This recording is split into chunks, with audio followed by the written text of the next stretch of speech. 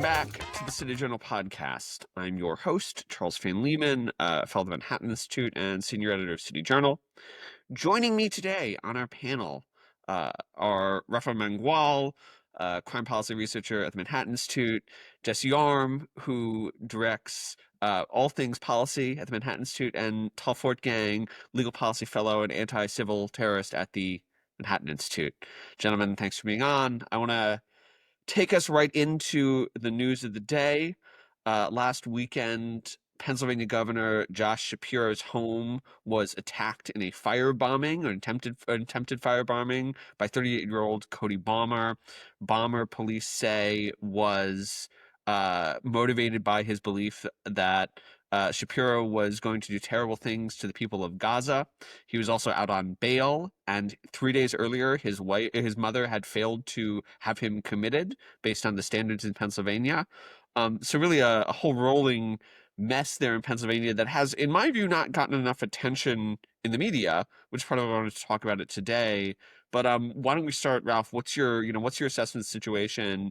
What do you make of this story? What does this story say about the broader environment? It's such a rich story, right? It's kind of got a little bit of everything. I mean, things that we've been talking about at the Manhattan Institute forever. You've got a guy who was just recently arrested, released pretrial, despite clearly being out of his mind, right? You have his mother trying to have him civilly committed, right? So we've been talking a lot about the problem of serious mental illness and, the lack of fortitude on the part of states and cities around the country to actually take the steps needed to get crazy people off the street before they actually do something terrible. So you've got this kind of like criminal justice policy angle to play here. But, I think the thing that most people are going to find most outrageous is what you highlighted at the very end, which is the media coverage of this. I mean, if this were a white supremacist burning down the house of, say, Barack Obama or some, prominent, figure of color, this would be wall-to-wall coverage, 24 hours a day, 7 days a week, nonstop for the next month. People would have their hair on fire. The reaction would be completely different. I think the public, is starting to see that, but it's as if like there's really nothing you can do to get the media to claw back even a shred of its credibility. And it's really something to watch. Yeah, Jesse, where do you come in on this? I think the media angle is the right one. I'm curious about, you and I have talked a little bit about sort of how Shapiro is positioned in all this. He's tried to frame himself as a leading moderate. He is America's most visibly Jewish governor. Now he's being arguably attacked for that. What's he going to do, and what do you expect him to do, and what are the sort of lines at play here? I think this is an example of really just a cascading failure of the systems and norms that are meant to keep us safe. So you've got a guy who ended up back on the streets, out on bail. This is a guy who assaulted his estranged wife, stomped on his 10-year-old son's broken leg. His mother was calling police frantically, trying to get him committed. And he said he did it, right, because of what Shapiro, the governor of the Keystone State, is doing to the Palestinians. And I think it was Tal or somebody who said to me, yeah, I think it was Tal or somebody who said to me that was a completely inappropriate use of the Pennsylvania National Guard, sarcastically, of course. No, he did it. He targeted this guy because it's a Jew. There are parallels here to the targeted attacks that on Teslas around the country that the left has kind of created a permission structure to deem acceptable. Ditto, the kind of hero worship for Luigi Mangione's murder of Brian Thompson. There's a trend that's going on here. And, what do I expect Shapiro to do? Well, obviously he's got a golden opportunity to do something, right, on three fronts. The civil commitment stuff, right? Involuntary commitment, make it easier to put people behind bars. We've got a mountain full of polling, most of it coming out of New York in the last few months, that tell us this is something that people really want to see happen. Ditto bail rules. There's currently a bipartisan piece of legislation that has passed the Pennsylvania Senate, which says they'll strengthen the process by which people can get bail and get out on bail. Goes after cashless bail. And then finally, obviously, is he going to throw the book at anti-Semitic civil terrorists like this guy and like the ones who are, as Tal has pointed out frequently, blocking roads and engaging in other kind of disruptive tactics that are completely and totally against the law? Whether Shapiro will rise to the occasion and do that, I'm somewhat skeptical. This is a guy who has kind of passed the buck when he's had opportunities to do so in the past on school choice, on energy policy, but the opportunity is there for the taking if he wants to differentiate himself from the 2028 crop. There's something so odd going on, and it goes beyond a media, not quite a blackout, but a little bit of a wet blanket on the story, which is that even leading elected Democrats have been loath to say something about this story. Uh, I'm no fan of the need for every public figure to go on social media and say, I condemn the most obviously uh, condemnation worthy things in the world. But it is conspicuous when President Obama goes on social media on Monday. Why? To applaud Harvard for defying President Trump, a topic I'm sure we'll talk about today, when and says nothing about the Shapiro home being firebombed. When Kamala Harris, who passed up on Governor Shapiro as her vice presidential candidate during her truncated uh, presidential run, yet Shapiro campaigned for her. He spoke at her campaign events, and she hasn't said anything about this. Yeah, Yeah, I think that's interesting, but there's something else too that I think you and Jesse picked up on, which is like it's not so much a blackout, right? The media is covering this, where we're seeing stories pop up. But what they're not doing is what we know they would do if the shoe were on the other foot, which is to say that if this were a right-coded attack on some kind of progressive icon, they would be highlighting that this is part of a broader pattern of right-wing violence, when the reality is that the pattern's actually on the other side. I mean, Jesse already gave some examples, but you've got the congressional shooting, right, on the baseball practice. You've got, the numerous violent attacks on Trump supporters who were attending rallies in the lead up to the 2016 election. You've got attacks on, conservative family organizations that oppose abortion. At Several what people point? actually tried to shoot the president. Yeah. What was that? There's that, right? So it's like, at what point does the media decide to look into a possible pattern of left-wing violence on right-coded institutions and individuals? And this is, again, I think just emblematic of a broader failure on the part of the mainstream media to do its job. And it's one of the reasons why it's lost so much trust. It's actually a really strong opportunity for Shapiro to sort of be the differentiated voice on this. Here's a guy who really was pretty good when the rally in his state happened and the president was nearly assassinated, a bullet took off part of his ear. Corey, I'm forgetting the guy's last name, Compatori or whatever the gentleman's last name was, who was tragically murdered at that event. The governor of Pennsylvania, Josh Shapiro, spoke very nicely about that. But he doesn't seem to want to seize upon the opportunities to differentiate himself from what he thinks his party wants to hear. Tal brought up, him being passed over by Vice President Harris as the selection when he was kind of, in many ways, the obvious choice this past election cycle. Almost surely because, there's a portion of the Democratic base that would have been deeply uncomfortable with having a Jewish day school graduate who had done volunteer projects in Israel over the course of his childhood as their, the man on their ticket. Bill Maher asked Shapiro about that just a few weeks ago on his show, and Shapiro really kind of dodged the question, said, I'm damn proud to be Jewish, and then immediately shifted to platitudes about how Shabbat dinner is just like Christmas Eve and Iftar. And it's sort of like, in a moment, that kind of called for some clarity, that Shapiro really had an opportunity to sort of come out and say, I'm not doing the Chuck Schumer-esque dance here where I, wash myself of any meaningful Jewish identity, absent, uttering a few Yiddish words here and there. And really my whole religion is my progressive political program, he missed an opportunity to differentiate himself in the way he did when he spoke so eloquently about the man who was his constituent who was assassinated, in the attempted assassination of the president just a few months back.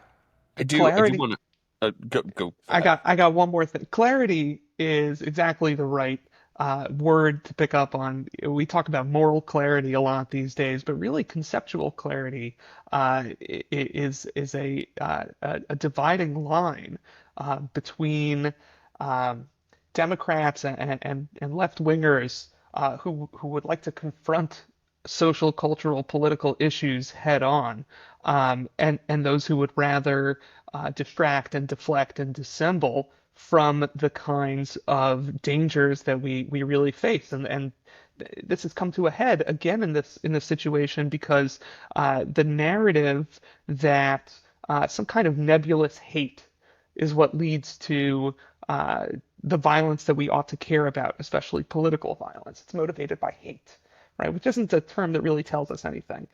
That doesn't really tell the whole story here. It's a kind of ideology activated by crazy people, right? People who are unstable, who can't control their behaviors, who ought to have been incapacitated in one form or another because they present a danger to others. That combined with overheated ideological rhetoric and blind hatred for people who support Israel, for Jews, or for other minorities. Um, that's a very tangible and much more actionable kind of concept that we can think about pinpointing and addressing. And they don't want to do that. I think Democrats and the American left would much rather focus on hate as the thing that we need to combat, rather than like hate plus like the very small number of dangerous people who present a real threat to others. Who end up being the people, right? Who end up being the people who are actually activated. And I think that this, to something Ralph said, there is, I will be the one to emphasize there is clearly a political violence problem, not just on the left. People are happy to condemn somebody like Caesar Sayoc, the guy who sent pipe bombs to elected Democratic representatives, or the guy who attacked Nancy Pelosi's husband with a hammer. These are cases of prominent Democrats being defended for good reason because they were victims of political violence. I think to get into this concretude point that Tal's making, part of the wariness of talking in this particular instance is that this attack represents the desires of a constituency of the current left of the Democratic Party. We just ran a piece from at City Journal, some folks at the Network Contagion Research Institute who are looking at support for Luigi Mangione, and they find that there is in fact meaningful support among young, far left-leaning Americans for the guy who shot and killed the CEO of United Healthcare, and B, that these people tend to congregate in neatly delimited social networks. They're online, they're on Tumblr, they're on Discord, they're on whatever, they're on Twitter, whatever, X now, I guess.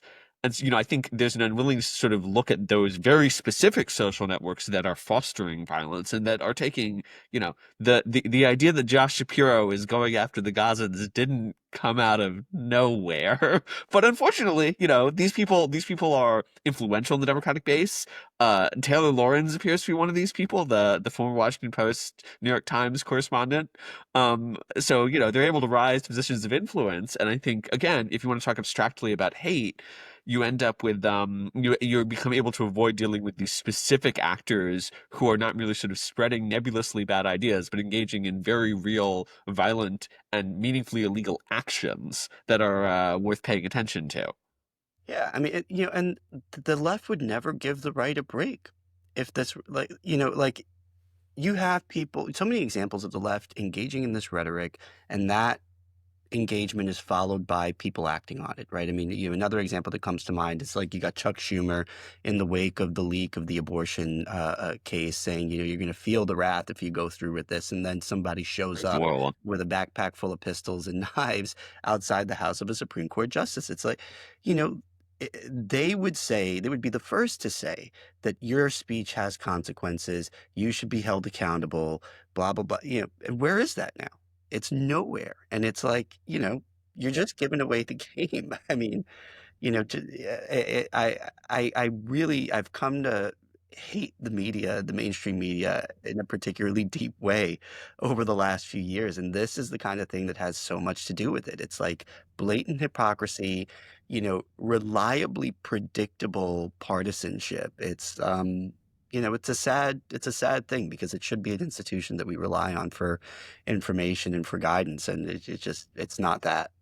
I wanna take us out. I wanna ask where we see this story going. Is this gonna, just abstractly, is this incident gonna affect some kind of change in either Pennsylvania or nationwide? Is it gonna trigger conversation, or is it just gonna vanish into the news cycle? Jesse, what's your short take?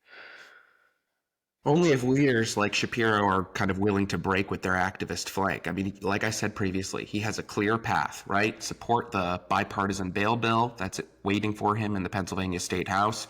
Reform involuntary commitment laws in his state, make it easier for when a mother is concerned about her son to put him behind in some kind of facility where he'll get the treatment he needs, and obviously call out the anti-Semitic intimidation and do something about the civil terrorists that are both in his backyard and a problem all around the country. But based on his track record, I wouldn't bet on it. Paul, what do you think? I think the photo of the suspect making a ridiculous face kind of did in the whole effort because as soon as you see something like that, as soon as the public sees an image like that, it's too easy to chalk this up to one crazy person and not integrate it into our understanding of broader problems that we face. Nothing's going to happen because it's just, it's a crazy man. What can you do about a crazy man? I think Tal's exactly right. That's exactly going to be the play. This doesn't really have anything to do with anything. He's just a nut. Um, you know, Not our fault. Okay. Well, but even then, and I think Jesse's right that there are at the very least, opportunities for Pennsylvanians to get safer. Which I'm a Pennsylvanian, so I would like to see that happen. There are opportunities for bail reform, of improving the quality of bail in the state. There are opportunities to reduce the extraordinarily high standard required to commit people in Pennsylvania and elsewhere, and there are opportunities to sort of ask, who was priming this guy? Who was spreading information to him? And did their actions cross the line from protected speech into instigating violence? In which case, you can do something about it. Um, I want Charles, if I to, may, yeah, please. just to be, apologies, but a bit, a bit more simplistic about all this. There are also real opportunities for Josh Shapiro to improve his own political standing and That's true. use this as an opportunity to say, someone tried to kill me. I am going to correct the far left flank of my party and the activist groups that control the dollars and grassroots operations within my party, and I am going to do politically popular things so that no one can do something like this again. Those levers are available to him. Whether he will have the appetite to take the risk to do things that we know with a high degree of certainty that voters will support him from doing, but he may take, a punishment from left-wing donor groups for, that's up to Shapiro. But he can improve his own standing as a result of this too. All right. I wanna move us on. I want to go talk for a second about that other university in Cambridge, Harvard. Which, for those who have not been following the news, the Trump administration issued a new series of demands to Harvard to retain its federal funding amid allegations of violations of federal civil rights law. Harvard has declared that it will not comply and now risks losing billions in federal funding. Most recently, there's been reporting that the university may have its tax exempt status stripped. Excuse me, have its tax exempt status stripped, and also lose the right to allow foreign-born students to enroll there. I think there are a bunch of different perspectives on this. Some, like our colleague Chris Rufo in City Journal, have been entirely gung-ho about it. Others, like our colleague Heather McDonald in City Journal, have basically said this is going in the right direction, but the administration needs to be treading more carefully. So, more beyond the City Journal sphere, I think there are those at these universities see as an attack on free speech. So, where do we come down? Tal, what's your take on this? Do you think Harvard has the better of the argument or the administration?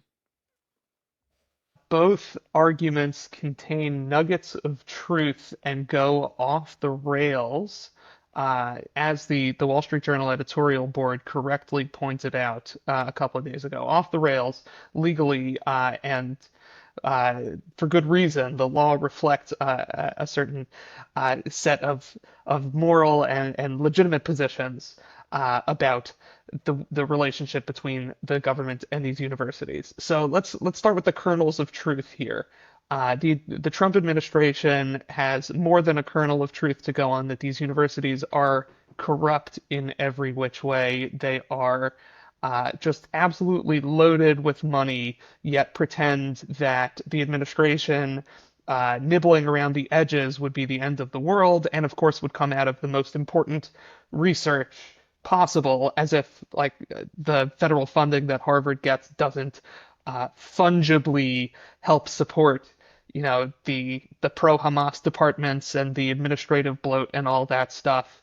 Uh, and of course, these universities do sustain the most remarkably bigoted culture you could possibly imagine. A place where, forget harassing Jews and Israelis, which is illegal, but just open discrimination against white people, against men, against political conservatives. These are not institutions of higher learning in the sense that the term uh, has traditionally meant. That's the kernel of truth. And there are procedures for the government to legitimately get involved, get in there, and use its federal funding as a carrot to get Harvard and its peer institutions in line. Those procedures are delineated by law. There are ways to do it, and the Trump administration is playing fast and loose with some of those legal restrictions. So, for instance, it is totally within its rights to investigate Harvard for anti-discrimination. And it is totally fine for the administration to list its demands, as it did with Columbia, as a way of saying, if you want to come into voluntary compliance, which is part of the process as described by law, these are the things that we will consider necessary to comply. What it can't do is include elements of compliance that have nothing to do with the problem at hand. So when it starts uh, going off the rails and saying you need to cut down on your administrative bloat, you need to reassess your DEI apparatus without any clear connection to the discrimination it claims to be combating, it loses the tight connection between the means and the ends. And furthermore, it can't suspend all funding without the proper notice and time periods passing. That's like deep in the law, but you can take my word for it. There are restrictions on how fast the administration can move after giving these warnings and these demands. Meanwhile, the university is saying, oh, any government involvement is a violation of our academic freedom. And sure, anti Semitism is a problem. It's even a problem here, but you don't get to tell us what to do and what to teach. Like, no, if you're teaching discriminatory harassment, they get to tell you what to teach. That's the civil rights deal. So the university is right about some things, about the process, about the government overreaching, but it totally loses the plot when it says the government has no business interfering with us. Yes, it does. That's the deal. So there are two distinctions that I want to draw out and ask you about. So I think you're exactly right. I'm gonna remind the two lawyers on the call that many of our listeners are not lawyers, so Yeah. keep it simple. So there I think you're exactly right with respect to the government's threat to pull funding commitments that have already been made. But certainly the government can decide not to engage in future funding commitments on these grounds without running afoul of First Amendment free speech claims. And then what about the tax exempt status of Harvard? We saw news that the IRS is currently considering pulling that status. You've got some precedent in the Bob Jones case where you had a university, violate civil rights law by discriminating on the basis of race with respect to things like admissions. The government said, listen, you can't do this. They said, well, we have a First Amendment free exercise of religion claim here. This is Bob Jones University, which claimed that it had a religious opposition to interracial marriage, and so it would not admit students who were black, and then it would not admit students who were in interracial relationships or professed to Right. believe in interracial marriage. Right. And so the government said, well, that violates civil rights law. We're going to pull your tax exempt status. You can go ahead and discriminate if you want to, but you'll no longer enjoy this benefit. Um, that still is an option. But, I think in that kind of case, there, the government, again, is going to have to prove out through some kind of process, the claims that it's making against Harvard. But what do you think about just the idea of like, okay, you can keep the money that's already been committed to you, but our relationship moving forward is over. And I think that's something that the public would welcome. After all, Harvard's got a $53 million endowment. What are we Billion. doing? Billion. Sorry, $53 billion endowment. Why are we funding it to the tune of hundreds of millions of dollars here? And they let them invest their own money. Tal, that was it, you. It's the way for the government to uh, not run afoul of the law with regard to these grants is to see when they lapse and rewrite the terms, or to pass by additional regulation uh, terms for these for future grants. Some grants already committed come with the provision that the government can freeze them, suspend them, and even terminate them at any time for any reason. That's kind of why you saw when the Trump administration was threatening Colombia, they only did a portion of the grants at first. Those were the ones that it was authorized at the time to freeze, at least presumably it was. But moving forward, it would have to, if it wanted to follow the law, it would have to change the terms of these grants. With regard to the tax exempt status, I know Charles, you want to jump in, but you got to let the law. I don't want us to get too bogged down in details, but yeah, go ahead.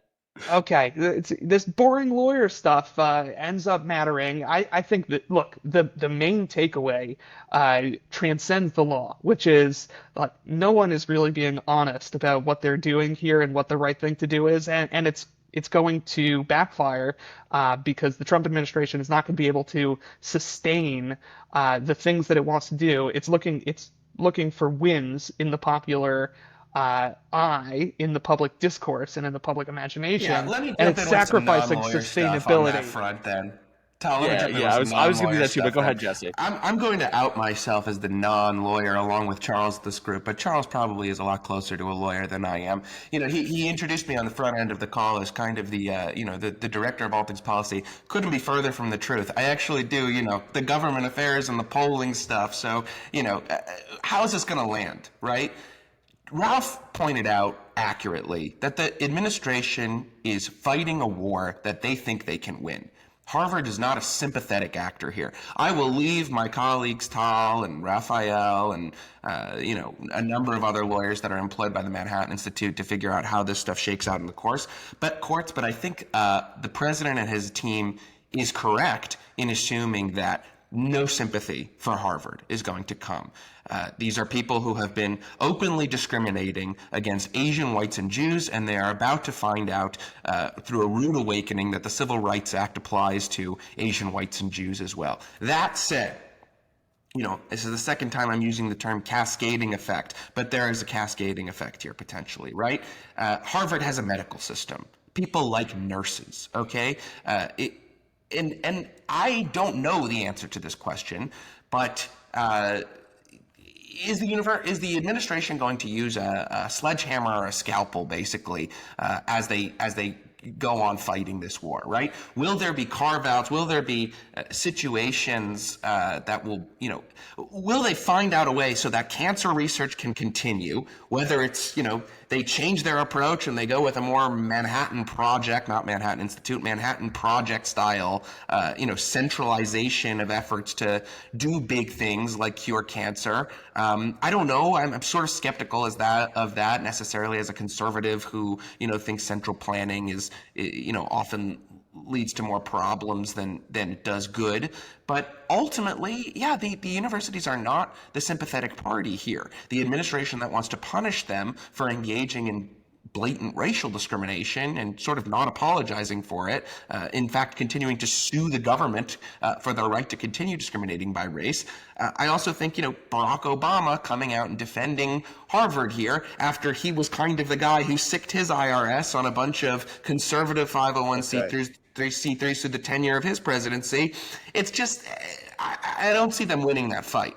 But that said, if they're overstepping, they're overstepping. Okay, I respect, Heather McDonald's view, but ultimately, I think I come down closer to the side of my colleague Chris Rufo, who is cheering on the administration as they take the fight to one of these institutions.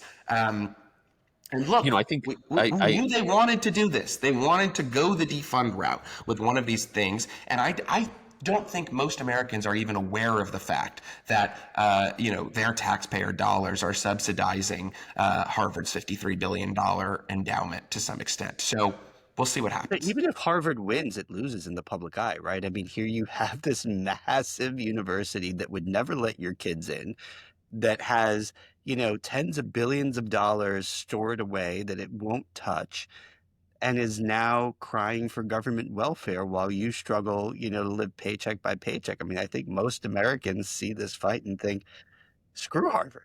And Guys, they're right.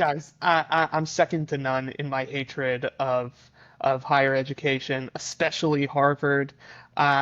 Believe me, no love lost. Um, but first of all, you have to credit Harvard's PR strategy. Uh, they are saying, look at all this important scientific research that the administration is going to be interfering with. Right? They don't say anything about the Middle Eastern Studies Department or whatever. It's all about the important technological breakthroughs and the kids they're going to save.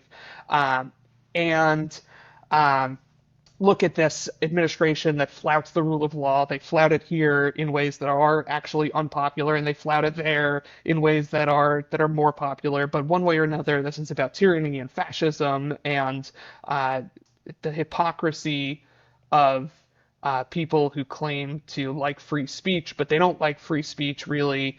They're total hypocrites. And then my main concern is just that this stuff doesn't stick, right? Because even if you win the PR battle in the short run, if you go to court and all the things that you fought for are overturned and your Yeah. term is over, you're done. You don't have this opportunity again. So I think there's an important distinction there. There's, again, this comes down to the PR thing versus the legalities. And on the PR level, I'm hmm, I think for every claim Harvard wants to make of its beneficial contributions to the world, I can dig up a photo of a segregated graduation ceremony. I can find them uh boldly endorsing anti-Semites. I can determine they are not a popular actor, and I think for good reason. And this gets to the core case in my mind going on here, which is that for many years, at least five, but bluntly much longer, many of these institutions have acted fully entitled to the taxpayer dollars of half of the country whom they openly and plainly disdain. And it's like, ultimately, and this gets to legalities, I think that there will be a lot of latitude. I think there will be a great deal of finagling here over what ends up happening legally. Ultimately, these institutions are creatures of the federal government. The tax exempt status exists at the behest of the federal government. The receipt of federal funds exists at the behest of the federal government. They have chosen to be subject to the taxpayer. This is something that Hillsdale College in Michigan has been extremely pleased to point out over the past week. They're like, there is a solution here. You can stop taking taxpayer dollars like we do. I think there's a really interesting question of which of if they'll do that. So while I buy that there are procedural issues, I do ultimately think that Harvard is in a relationship of dependence to the federal government that most institutions of higher education are relationships of dependence. And so, it's a matter of Unnecessary how you dependence, pull the because dollars rather than if you can pull the dollars, because you kind of can. Ralph, last thought, and then we're going to go to our closing question. they are absolutely in a relationship of dependence, but it's an unnecessary relationship of dependence because they're rich. Not all tax exempt institutions are rich. Hillsdale College is right there, 501c3. So is my synagogue. I don't know if that's a door you want to open. I'm not saying that the Trump administration is responsible for doing it first, right? Clearly, this has been going on for a while, but I don't know if we want to raise the salience of the tax exempt issue. All right. I want to leave us there. Let's talk about what happens next. This is sort of the second in a sequence of attacks in the Ivies. First Columbia, now Harvard. What do we think is going to happen next in the Trump administration's campaign? Are they going to go bigger, or are they going to get bogged down? Tal, you seem to think bogged down. Where do you see it going? They're going to do both. If you put it as a choice between bigger and bogged down, go harder at Columbia, harder at Princeton and University of Michigan and all kinds of peer institutions, um, while getting bogged down in Jesse's court. ears just perked up. Yeah, Jesse, our proud Michigander and Wolverine, is thrilled to be a peer of Harvard now. Uh, no, but every obstacle is interpreted as an opportunity to double down. That's how this goes. All right, Ralph, where's it going? Yeah, I think, they're probably going to get bogged down on pulling funding. I don't know if they'll end up pulling the 501c3 status or trying to. I can't really predict how that's going to play out. I don't think it's going to work out for the Trump administration. But what I do think you're going to see is a continuing war of escalation against institutions like Harvard through pattern and practice investigations, through the DOJ Civil Rights Division, and, just refusals to work with them on any future kind of initiatives. And I think Harvard understands that, and they're going to wait this out and hope for a Democratic ally in the White House in 2028, and things will go back to normal. Jesse, what's your take? I think we'll follow a similar playbook to the 1960s when you had governors resisting school desegregation, and today you've got Ivy League presidents who are resisting race-neutral policies and admissions. The legal and moral terrain has flipped in some ways, but the pattern of elite obstruction is familiar, and I ultimately think the administration may change its approach here or there, move off the C3 approach, the C3 stripping approach may move off the viewpoint diversity demands, but ultimately I think the administration has the much better of the two arguments here. I'll just take one moment to briefly respond to something Tal said previously. Yes, Harvard is doing, good things on the medical research front. The administration's argument is that if Harvard stops being racist, it will achieve much more on the medical innovation and research front. And I think they've got a really strong case to make on that front. Yeah, I think they're going to keep escalating. I think it's right that they have to be careful. There is I'm not thrilled about mm, I'm not usually one to think about how you open the door for the other guys. I'm a little concerned about what President AOC will do with the set of precedents. That said, and this gets to why I think it makes sense they continue to push forward. There has only ever been one force pushing on these institutions, which has been the sort of entrenched left on and around their campuses, right? This is why most university presidents, who are basically just like passive bureaucrats, do these insane things. It's because they are beholden to the campus left. And I think what the Trump administration is trying to do, and I hopefully succeeds at doing, is not actually demand that these universities become hard right institutions. It's that they sort of adhere to their professed values of academic freedom, neutrality, respect for diversity, etc., and can become a countervailing force. So, one possibility is that we get a backlash that is destructive, and another one is that this is a push closer to sort of the center and a legitimate function of the university, which is like inquiry, not activism. I'm going to take the last word here. Let's go to our closing thoughts. Fun story, light story from the news. Over the weekend, as you gentlemen may have seen, Jeff Bezos' wife, are they married? His girlfriend? I forget. Lauren Sanchez took the first all-female crew to space in 60 years and board a Blue Origin rocket. This included a host of female celebrities like Katy Perry. And so my questions for the panelists is, if you were to assemble a first all something crew to go into space, what would it be? Ralph, I'm going to put you on the spot. I would go with an all Dominican crew as long as the flight is going to be filmed and audio recorded. I think it would be hilarious. So yeah, that's what I would go with. Ralph, we should disclaim for those who are listening, is Dominican, so That's right. he can get away with that. The rest of us can't. Jesse, what's your take? Well, you guys mentioned I was a Michigan graduate. My good friend, another Michigan graduate, Susie Weiss, had a really good piece at the Free Press that kind of compared this whole escapade to a bachelorette party. It was more Nashville than NASA. So I guess my response to the question would be pretty fun to have a bachelor party, the first bachelor party crew in space. Good one. Zero gravity beer pong would be an interesting endeavor. I think that would be fun, and maybe I'll try it out if I end up getting engaged anytime soon. Let's get on it. Tal, where are you going? Who are you sending to space?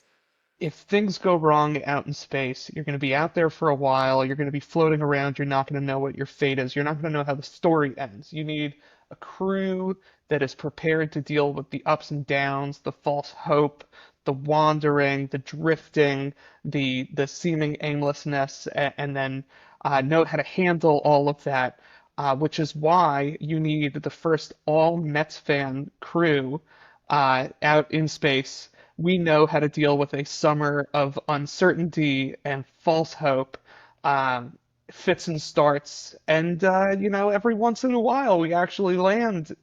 Well, not a World Series, not in my lifetime, but maybe this year. Fair enough. I will, of course, be taking the All City Journal podcast crew into space. We'll see how it goes. I think that's about all the time that we have. Thank you, as always, to our panelists. Thank you to our producer, Isabel Regi. Listeners, if you enjoyed today's episode, or even if you didn't, please don't forget to like, subscribe on YouTube and other platforms. Please feel free to comment and leave questions down below. If they're good, non-belligerent ones, we might even read them on the show. That's about all the time we have. And so until next time, I hope you'll join us again soon.